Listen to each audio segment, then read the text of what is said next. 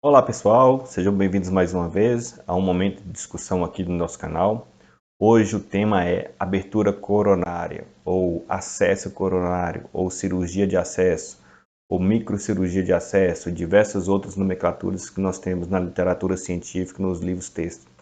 Então hoje nós vamos estar abordando aspectos importantes sobre a minha abertura coronária. Quais são os objetivos básicos, quais são os princípios e principalmente quais os instrumentais, qual o arsenal que eu preciso para executar esse procedimento. Okay?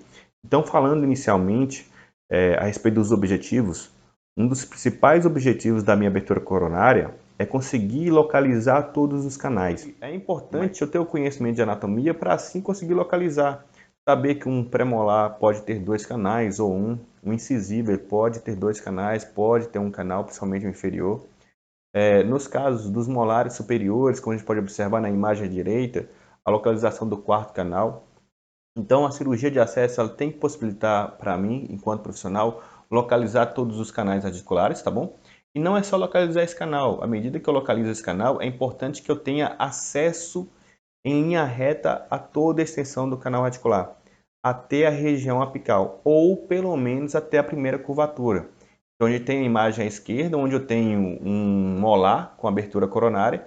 Vocês vão ver que eu consigo, com a abertura, acesso à primeira curvatura. Nós temos aí duas linhas vermelhas enfatizando isso. Rodrigo, o que acontece se eu não tiver esse acesso à linha reta? Muitas vezes, quando eu não tenho acesso à linha reta, eu tenho um risco maior de fratura de instrumento. Okay? Então, além de ter acesso à linha reta, é importante também que eu consiga remover todo o teto da câmara pulpar. Então, vocês podem observar que eu tenho duas imagens de um incisivo e de um pré. Então, quando eu tenho esses dentes, eu consigo observar a presença de teto e ao realizar a abertura coronária, eu tenho que remover todo o teto dessa câmara pulpar, para que assim eu tenha acesso livre, em linha reta e consiga localizar todos os canais. Caso eu não consiga remover todo o teto, muitas vezes eu posso ter o acúmulo nessa região de restos de tecido pulpar, restos de material obturador, bactéria, e isso pode levar ao escurecimento dental. Então, uma das causas do escurecimento dental é o remanescente de teto e remanescente naquela região de algum material ou de tecido orgânico. E isso pode levar ao escurecimento, tá bom? E ao mesmo tempo que eu tenho que pensar em localizar todos os canais, ter acesso à linha reta, remover todo o teto, é importante que eu preserve o máximo possível de estrutura dental sadia. Porque eu tenho que imaginar que esse dente ele precisa ser reabilitado no futuro. Então, se ele precisa de uma reabilitação, manter a estrutura dental sadia é fundamental. Então, existe dentro da comunidade odontológica, entre os cirurgiões dentistas e mesmo pacientes, uma percepção muito errada. Eu queria chamar a atenção de vocês aqui. Muita gente fala o seguinte, poxa, o tratamento endodôntico ele enfraquece o dente. E, na realidade, isso não acontece, tá bom? O tratamento endodôntico ele não enfraquece o dente em momento algum. Esse é um trabalho antigo do RI, do século passado, já tem mais de 30 anos, e ele mostra bem isso. Se a gente observar as imagens acima, o que ele mostra com o seu trabalho? Ele mostra que a abertura coronária, que é o primeiro passo, a instrumentação e a obturação, eles removem aí, eles reduzem basicamente 5% da resistência, da rigidez do dente. No entanto, quando eu pego um dente que foi submetido ao tratamento endodôntico e removo as cristas marginais, essa perda de rigidez ela sobe para 69%. Se eu faço o processo contrário, que aí já é a imagem inferior, quando eu tenho uma cavidade classe 1, uma cavidade classe 1 por si, ela reduz a rigidez de um dente em 20%. Quando eu penso na cavidade classe 1 mais a remoção de uma crista, isso vai para 46%. Se eu removo as duas cristas e tenho uma cavidade classe 1, 63%.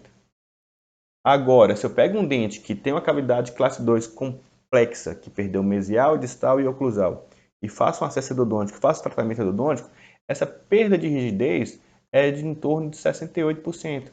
Ou seja, o tratamento em si, ele pouco influencia na rigidez do dente, na resistência desse dente.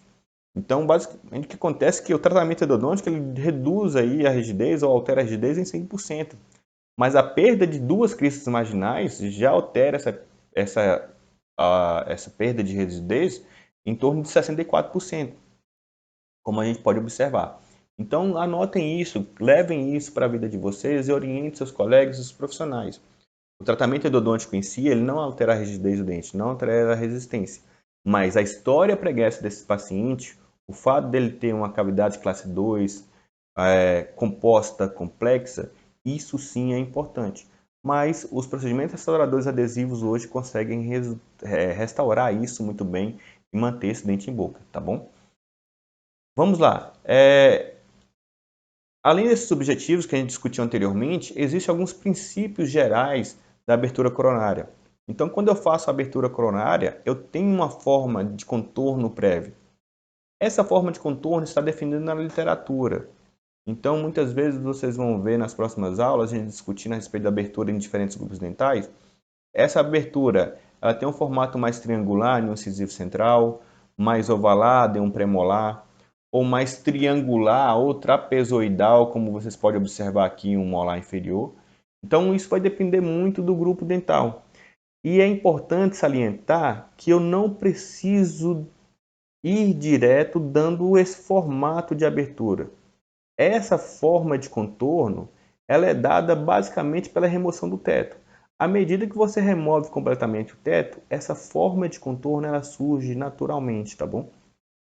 Então, além da forma de contorno, existe um outro princípio que é a forma de conveniência.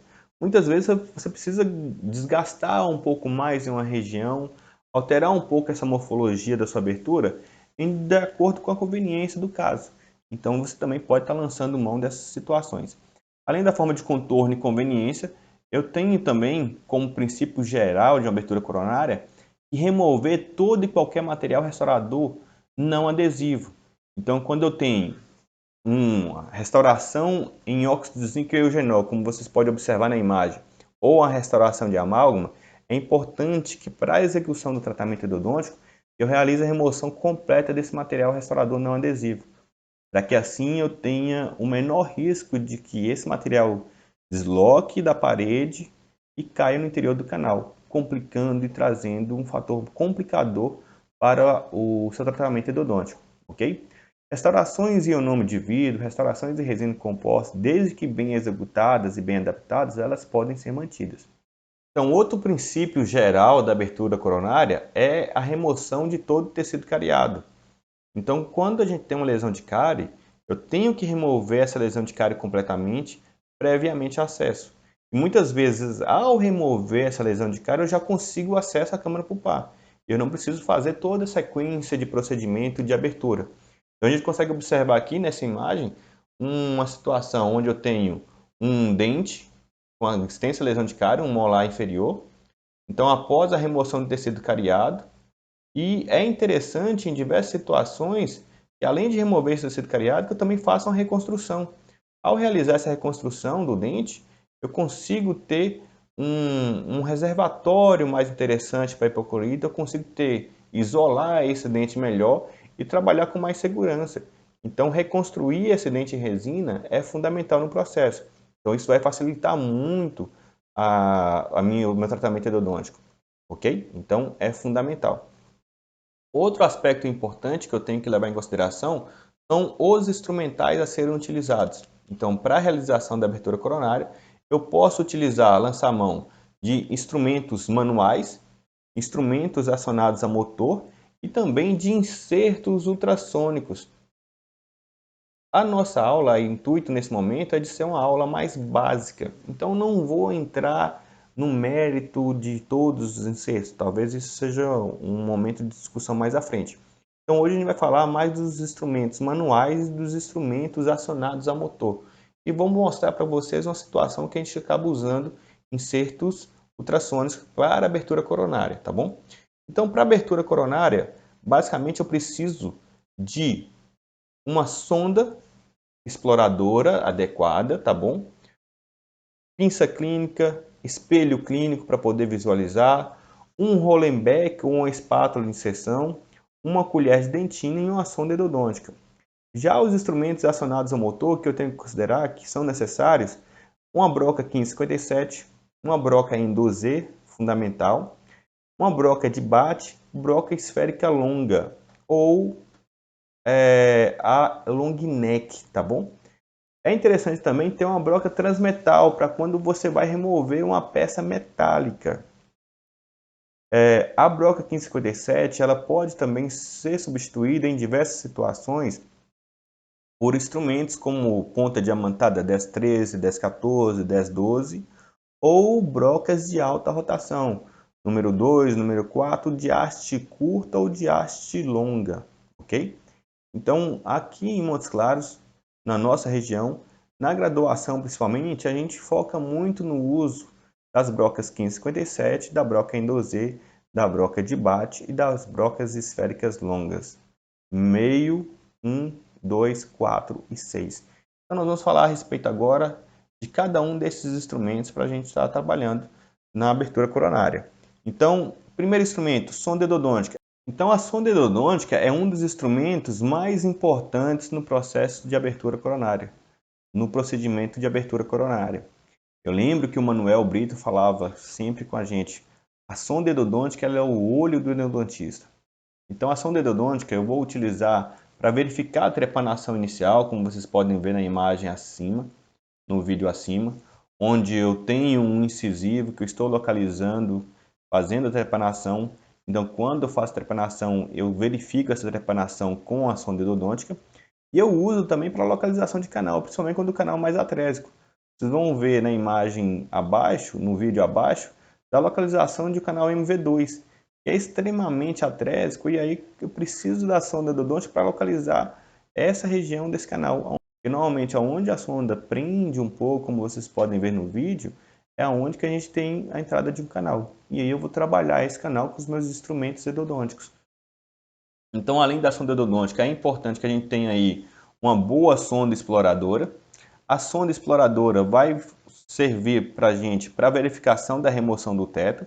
A gente pode observar que quando o teto foi completamente removido, essa sonda, a parte angulada, ela desliza completamente da abertura.